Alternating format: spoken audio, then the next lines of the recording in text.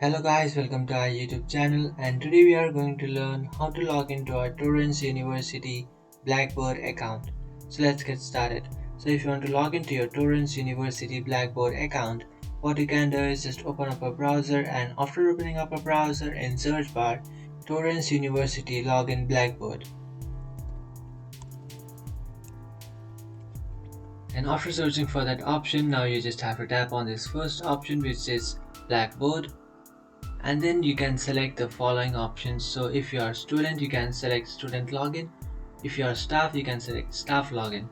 So I'm selecting student login. So if you are staff, you can continue with staff login. After selecting student login, it will take you to this page where you have to enter your email address, phone number or Skype.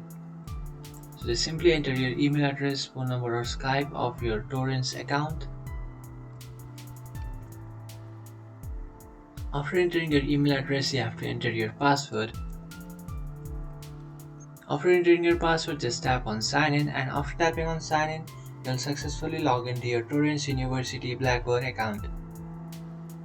But if you have forgotten your password, what you can do is just tap on forgotten our password and then change your password.